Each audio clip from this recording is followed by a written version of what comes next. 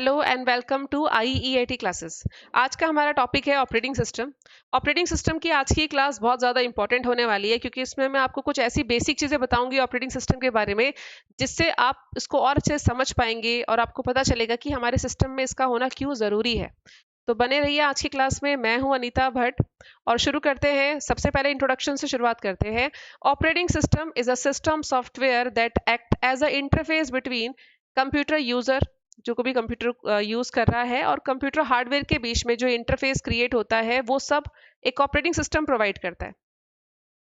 तो सबसे पहले मैं आपको दिखा रही हूँ कंप्यूटर ऑपरेटिंग सिस्टम। जो कंप्यूटर पे ऑपरेटिंग सिस्टम इंस्टॉल किए जाते हैं, नॉर्मली हम लोग माइक्रोसॉफ्ट, जैसे माइक्रोसॉफ्ट का हमने विंडो इंस्टॉल किया, या फिर आप एप्पल पे वर्क कर रहे हैं तो मैक ओएस यूज होगा। इसके अलावा ओपन सोर्स है लाइनेक्स, जो किसी पे भी डाला जा सकता है। इसके अलावा क्रोम ओएस है गूगल का, और यूनिक्स है। ये भी जो है, ये सारे ही ऑपरेटिंग सिस्टम है जो आप सिस्टम पे अपने इंस्टॉल कर सकते हो।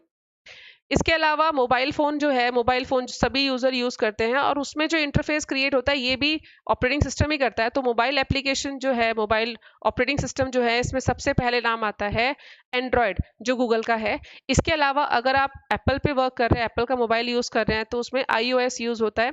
और इसके अलावा अदर मोबाइल ऑपरेटिंग सिस्टम्स हैं, जैसे हारमनी ओएस है, ठीक है, मिनी i4 है। इसके अलावा ओप्पो कलर ओएस है। तो ये जो तीनों है ना, ये एंड्रॉयड बेस्ड ही अदर ऑपरेटिंग सिस्टम्स है जो मोबाइल फोन में यूज होते हैं।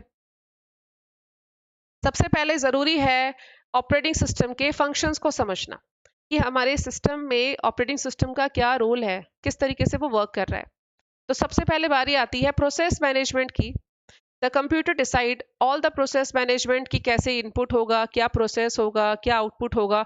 तो ये पूरा जो प्रोसेस मैनेजमेंट होता है कंप्यूटर के अंदर, ये ऑपरेटिंग सिस्टम कंट्रोल करता है। फाइल मैनेजमेंट का मतलब है कि सिस्टम में आपकी जितनी भी फाइल्स आप क्रिएट करते हो, सेव करते हो, ओपन करते हो, तो किसी भी एप्लीकेशन में अगर आप वर्ड काम कर रहे हो, चाहे वर्ड है, चाहे एक्सेल है, चाहे पावर पॉइंट है, उनकी जो फाइल स्टोर होती है, उन फाइल्स को स्टोर करने का काम भी ऑपरेटिंग सिस्टम का ही है। तो ऑपरेटिंग सिस्टम एक प्लेटफॉर्म प्रोवाइड करता है सभी एप्लीकेशन सॉफ्टवेयर को, so that they can easily work and save their files. तो आप अपनी फाइल्स को कैसे सेव कर रहे हो, ये फाइलें कहाँ सेव हो रही हैं हार्ड डिस्क के अंदर, तो ये सारी चीज़ें जो हैं ये ऑपरेटिंग सिस्टम के ही कंट्रोल में रहती है। देन नेक्स्ट आता है मेमोरी मैनेजमेंट।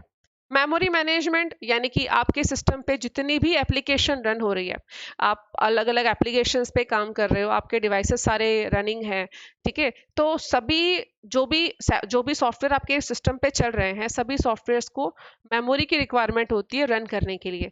तो वो जो मेमोरी मिल रही है ना, वो रैम की होती है। रैम का कितना परसेंट किस एप्लीकेशन को शेयर करना है, किसको कितना डिस्ट्रीब्यूट करना है मेमोरी एलोकेशन रैम से, तो ये सारा डिसीजन भी ऑपरेटिंग सिस्टम ही लेता है। ऑपरेटिंग सिस्टम देखेगा कि किस एप्लीकेशन को कितनी मेमोरी की रिक्वायरमेंट है, तो ये मेमोरी को प्रोवाइड करना, और मेमोरी एप्लीकेशन बंद होने के बाद जो फ्री मेमोरी है उसको फिर से यूटिलाइज करना, ये सारा काम भी ऑपरेटिंग सिस्टम के अंडर ही रहता है। देन नेक्स्ट आता है डिवाइस मैनेजमेंट। आपके सिस्टम पे जितनी भी डिवाइसेस अटैच हैं, चाहे वो आपका इनपुट डिवाइसेस है, आउटपुट डिवाइसेस है, प्रोसेसिंग डिवाइसेस हैं, स्टोरेज डिवाइसेस हैं, सभी डिवाइसेस को कंट्रोल करने का काम भी ऑपरेटिंग सिस्टम ही करता है। इसके अलावा एक हमें इंटरफेस बना के देता है। तो जो इंटरफेस का मतलब है कि जिस तरीके से हम सिस्टम पे काम कर रहे हैं, हमें कैसे पता चल रहा है कि हमारी फाइल सेव हुई कि नहीं हुई, हमारी फाइल कौन से फोल्डर में सेव हुई है, हम उसे ओपन करते हैं।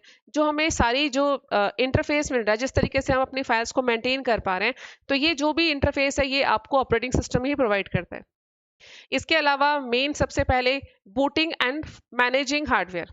बूटिंग क्या होता है? Basically booting is a process when you start your PC. जैसे ही आपका पीसी स्टार्ट होता है ना, तो जो ऑपरेटिंग सिस्टम है वो लोड होता है रैम में वर्क करने के लिए। तो ये ऑपरेटिंग सिस्टम का लोड होना और कैसे कंट्रोल करेगा, ये सारा भी ऑपरेटिंग सिस्टम के अंडर ही रहेगा आपका। और इसके अलावा मैनेजिंग हार्डवेयर, आपके सिस्टम के जितने भी हार्डवेयर है उन्हें मैनेज करने का काम भी ऑपरेटिंग सिस्टम का ही है। तो ये लगा लीजिए ऑपरेटिंग सिस्टम जो है वो हमारे लिए, हमारे सिस्टम के लिए नेसेसरी है। उसके बिना आपका सिस्टम स्टार्ट ही नहीं होगा। आपको पता ही नहीं चलेगा कि इसमें क्या चल रहा है, फाइलें बनी कि नहीं बनी, कुछ ओपन हुआ या नहीं हुआ। तो जो इंटरफेस है वो सब कुछ आपको ऑपरेटिंग सिस्टम ही प्रोवाइड करेगा।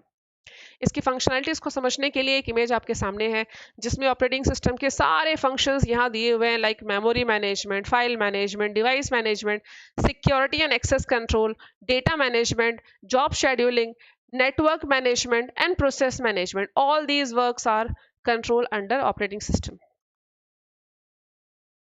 Interface between user and hardware, तो यूजर और हार्डवेयर के बीच में जो इंटरफेस है वो भी ऑपरेटिंग सिस्टम ही प्रोवाइड कर रहा है। अब जैसे सबसे नीचे आप देखोगे तो सबसे बॉटम लेयर में हार्डवेयर है, इन सभी डिवाइसेस के ऊपर ऑपरेटिंग सिस्टम की लेयर है, देन आपकी एप्लीकेशन सॉफ्टवेयर। तो जैसे आप किसी भी एप्लीकेशन पे काम कर रहे हैं, चाहे वो वर्ड है, एक्सेल है, पावर पॉइंट है, नोट पैड है, वेब ब्राउजर है, तो ये एप्लीकेशन डायरेक्ट ओपन नहीं होती है, ये स्टार्ट होती है ऑपरेटिंग सिस्टम पे। मतलब जैसे ही आप पीसी को स्टार्ट करोगे सबसे पहले ऑपरेटिंग सिस्टम लोड होगा, ठीक है, आपको एक डेस्कटॉप मिलेगा, एक इंटरफेस मिलेगा कि आपका सिस्टम स्टार्ट हो गया है, उसके बाद ही आप अपनी एप्लीकेशन पे काम करते हो। तो all the applications supported by operating system, तो ऑपरेटिंग सिस्टम हार्डवेयर से उसका एक कनेक्शन जो है वो स्टैब्लिश करता है और यूजर फिर उस पर ईजिली वर्क कर सकता है। तो बेसिकली जो हमें इंटरफेस मिलता है ये सब कुछ प्रोवाइड होता है ऑपरेटिंग सिस्टम की वजह से। अब ऑपरेटिंग सिस्टम हमें कितने तरीके से इंटरफेस प्रोवाइड करता है? इंटरफेसेस बेसिकली टू टाइप्स के होते हैं, जैसे पहला यहाँ देखो लिखा है CLI और दूसरा है GUI। CLI is based on command line interface, तो ये कमांड लाइन इंटरफेस है। CLI के अंदर user interact with computer using commands, तो इसमें कमांड्स के थ्रू आपको कंप्यूटर को ऑपरेट करना है। You need to remember the commands, आपको कमांड्स को याद रखना पड़ेगा। Only keyboard use for input, उसके अलावा hard to perform operation and उसके अलावा रिक्वायर्ड, इसमें एक्सपर्टीज होना भी ज़रूरी है क्योंकि कमांड्स आपको याद होनी चाहिए, उसके बाद आप उस पर वर्क करोगे। CLI में किसी भी काम के लिए सपोज आपको कोई फोल्डर बनाना है, तो फोल्डर बनाने के लिए हम GUI में तो सीधा सिंपल राइट क्लिक करके न्यू फोल्डर क्रिएट कर लेते हैं, और CLI के अंदर कमांड होती है MD, मेक डायरेक्टरी।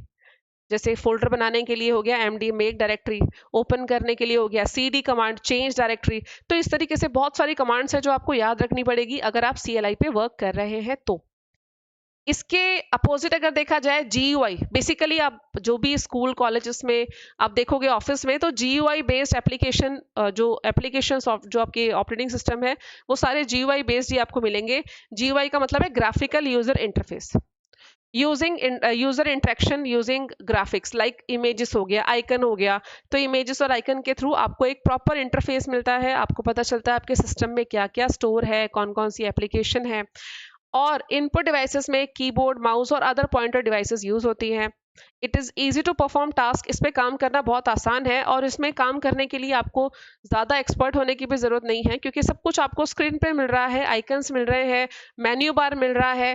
तो ऑपरेटिंग सिस्टम GUI जो है ना ये यूज़र फ्रेंडली है, इस पे यूज़र ईजिली वर्क कर सकता है। नेक्स्ट जो यहाँ स्क्रीन आपको दिख रही है, यहाँ पे देखो CLI और GUI का डिफरेंस भी दिख रहा है। CLI कमांड बेस है, in this you have to remember the commands. तो यहाँ पे कमांड प्रॉम्प्ट के अंदर जब आप कमांड टाइप करोगे उसके बाद एंटर करने के बाद आपका वो टास्क हैंडल होगा। और GUI में आपको सब कुछ ग्राफिक्स के थ्रू मिला हुआ है, तो यहाँ आप माउस को यूज करो, कीबोर्ड को यूज करो, किसी भी एप्लीकेशन को स्टार्ट करके आपको वहाँ पे टूल मिलते हैं, मेन्यू बार मिलता है, आप इजिली सिस्टम को ऑपरेट कर सकते हैं। इसके अलावा डेस्कटॉप में आपको बताया जाएगा कि डेस्कटॉप क्या है। तो जैसे ही हम सिस्टम को स्टार्ट करते हैं तो सिस्टम स्टार्ट होते ही जो पहली स्क्रीन हमारे सामने आती है दैट इज डेस्कटॉप। अब डेस्कटॉप पे ये जो छोटे छोटे पिक्चर्स हैं दीज आर द आइकन, और नीचे ये जो दिख रही है strip that is a task bar. तो टास्क बार के थ्रू हम स्टार्ट पे जाके किसी भी फाइल को, किसी भी प्रोग्राम को इजिली एक्सेस कर सकते हैं।